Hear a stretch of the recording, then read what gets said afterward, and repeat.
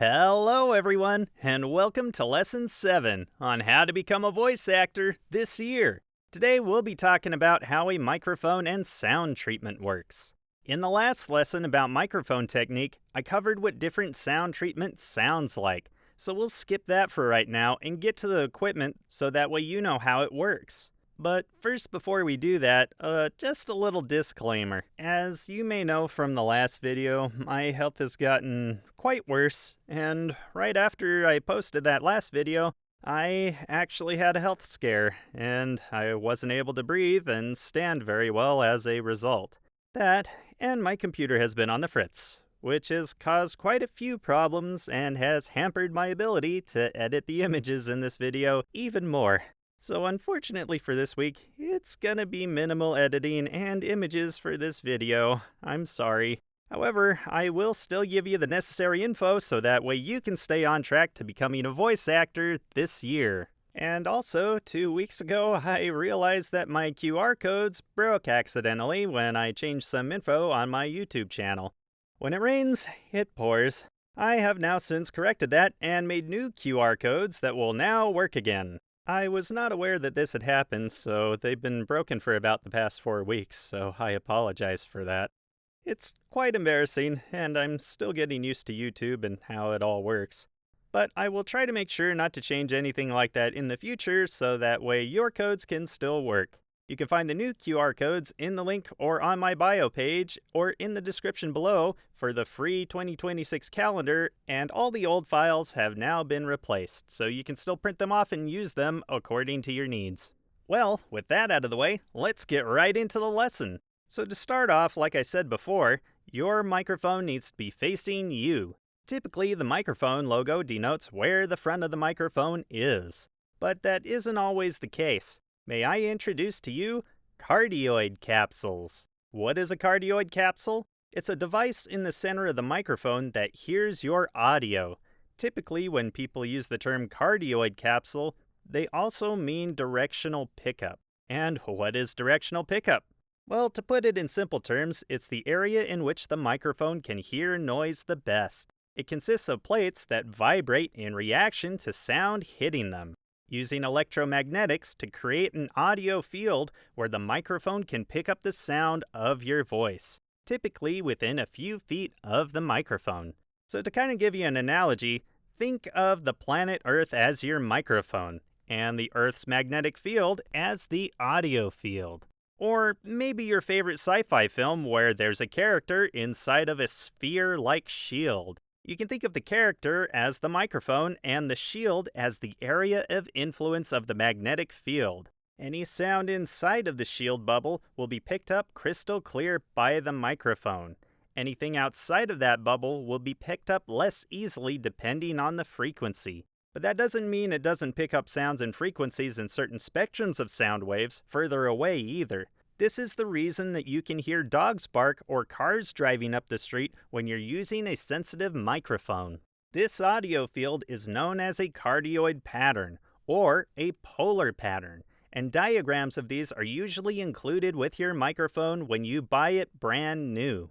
These diagrams show what these audio fields can look like. Depending on how electricity runs through the microphone will dictate how the magnetic fields are arranged and whether or not the polar pattern takes spherical or heart-like shapes around the microphone. The term cardioid comes from this heart shape. Well, now that we have these diagrams, how do we best interpret them? These polar patterns show what frequencies can be heard best in this particular brand of microphone, and from which direction and decibel level and frequency ranges it can be heard. Does that sound complicated? It kind of is, so let me just simplify it for you. These colored lines here denote which range of frequencies can be heard most sensitively depending on where the sound emanates next to the microphone. Remember, it's brand dependent, and depending on the brand and the type of the microphone you have, these can be different between microphones. The bullseye-looking grid and lines that extend outward denotes the decibel level at which the microphone dulls the sound. The area of the microphone that does not pick up audio well is known as the rejection side of the microphone. 0 degrees is the front of the microphone. The rejection side is located at 180 degrees, or at the back of the microphone, or even at the sides. It can be anywhere the field isn't depicted. You should typically go off of the field when looking for the rejection side of the microphone. As a voice actor, you'll want to turn this side to the most noisy part of your room or your booth. The sound will be dull on this side of the microphone, as you can hear right here as I move to the sides and all the way to the back of the microphone. So it can help you filter unwanted directional sounds. Just look at the decibel levels on the back as opposed to the cardioid levels on the front of the microphone, and you'll get an idea of how this works. On the rejection side, you have a negative 25 decibel reduction of sound coming in from that angle. A polar pattern that is spherical can pick up sounds equally in all directions. This is commonly seen in dynamic microphones used for stage performances. These types of microphones are meant to be handled by people who are not familiar with microphones. They are very sturdy. Amateurs often drop them or bang them or leave them on the ground, so they are designed for taking a beating. Microphones for vocal work typically are called condenser microphones or shotgun microphones and are not as sturdy, but that doesn't mean they can't take a thump once in a while either. These microphones require phantom power to use, typically found as a power switch on your audio interface. This power can destroy dynamic microphones, so you never want to plug one into an audio interface when phantom power is running. Condenser microphones typically have a polar pattern, also known as a directional pickup, in a specific direction or multiple directions, so that way they can only pick up the audio that the user really wants. A shotgun microphone is very directional. It only captures the audio in front of the microphone. However, it can pick up nearby vibrations rather easily. So some new voice actors can struggle with their sound if they do not have a well-treated booth with this type of microphone. However, it can block out many unwanted noises from around the house as a trade-off. So if you have a noisy house, a shotgun microphone could perhaps be what you need for your vocal booth. Condenser microphones, on the other hand, are very sensitive, but give very clear vocals for audio. Most voice actors use condenser microphones to capture as much clear and crisp sound as possible. However, they are more sensitive and can pick up things outside of closed doors and windows rather easily. I myself use a condenser microphone, but I have sound treatment in front of my doors and windows to prevent unwanted sounds from coming through the entryways and into the microphone.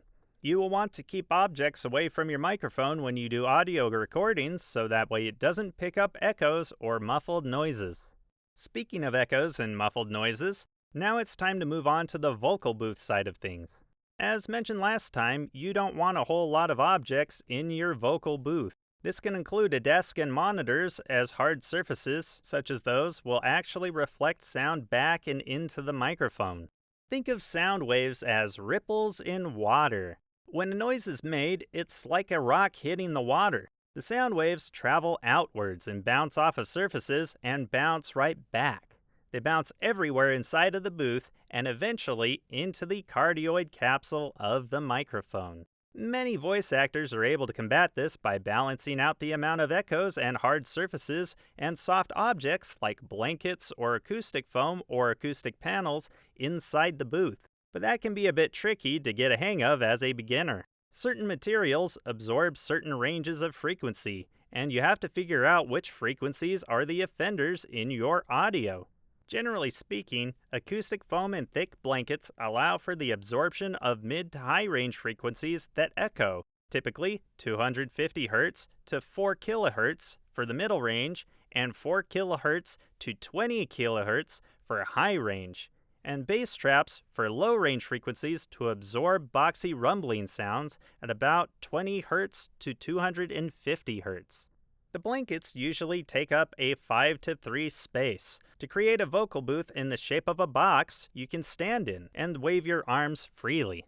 The bass traps typically go in the corners of the booth to prevent sound from bouncing. Typically the most treated part of the booth is from the directional pickup direction that the microphone faces.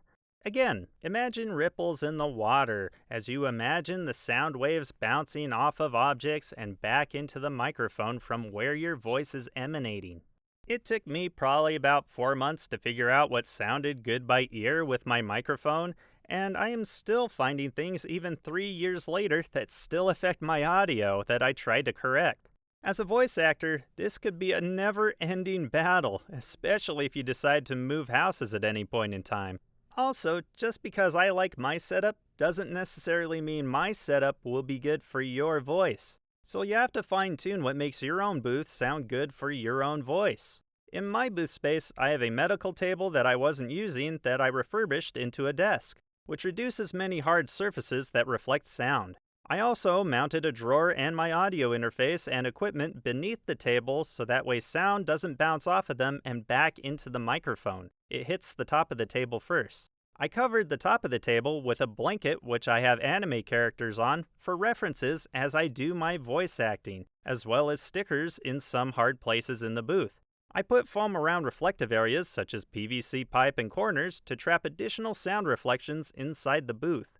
And I tried to keep my notes and papers away from the microphone. Most voice actors use one monitor or a simple phone or a small iPad to read scripts off of. However, I have a dual monitor set up on either side of the microphone to balance out the sound.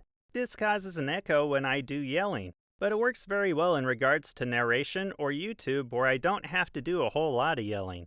If it's too much, I can always throw a thick blanket over the more egregious monitor and angle the rejection side of the microphone towards or away from the other monitor depending on the voice I'm doing and how loud I get. You should also be aware that you should not have a loud computer inside your vocal booth with you. People can hear things like clocks and hard drives clicking or even computer fans whirring in your audio that can cost you auditions. My computer has some sound treatment on it and it's located a couple feet outside of my booth with the fans turned away from the booth. There is one exception to this, however. I have a vent connected to the silent USB fan inside of my booth to allow oxygen to enter. Some voice actors forget to allow for proper ventilation, and it causes them to be more tired and exhausted and unable to do voices due to the lack of oxygen inside the booth after a long session of recording. This can also make it hot inside the booth as well. So I ran some ductwork from the floor through the top of my booth, and this allows cool air from the ground to go in through the fan and up into the top of the booth. And I put some acoustic foam inside for good measure, just to make sure that it's inside the ductwork to absorb the sound of the fan. You can still hear it faintly in some audio recordings I do, however, it makes a 4 decibel difference to my noise floor in the end. Thus far, I haven't had any client complain about it when it's on, and if one were to happen to complain, it'll be just as easy as flipping a switch to turn it off. Make sure the floor underneath your microphone is also carpeted or has a rug, so that way hardwood floors don't bounce back sound back into the microphone. And make sure to do the same thing with your ceiling. After that, you should be good for vocal work. Just keep in mind that this can be a never-ending process, so don't feel bad if you don't have good audio right out of the gate. It can take voice actors years to get crystal clear audio the way they want for professional work. If you need to adjust your audio or have it tested, then be sure to get an audio assessment from an audio engineer that can help fine-tune your booth. An audio assessment is a tried and proven method of testing audio, and it's the industry norm to have one of these done anytime you make a significant change to your booth. I will leave the instructions for the sample here so that way you can record your own and give it to an audio engineer in the future. Places like Reddit and Voice Acting Club on Discord have audio engineers that help out voice actors for free. So feel free to reach out to them once you get to know them, and they may help you out once you get involved in the community.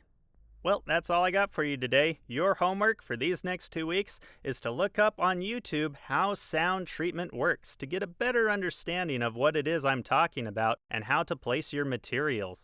Keep in mind that most videos on the topic are for musicians in large rooms, and they may not apply to a small room with a vocal booth or for voice actors. And if you want to know more about microphones or you feel like I didn't cover it well enough, be sure to look up videos and research how microphones function and how polar patterns work to get a better understanding from specialized experts in those fields. I'm Tategami, and I hope to see you in the next lesson. Lesson 8 on how to become a voice actor this year. Thanks for watching. Thanks for watching. If you want to continue to join me on my voice acting journey, then don't forget to subscribe to me on YouTube or join my Patreon for more videos where you can hear practice reads, blooper reels, or even my experiences of getting into voice acting. Who knows, maybe you can even join this disabled guy on his journey. Thanks again, and as always, stay safe out there.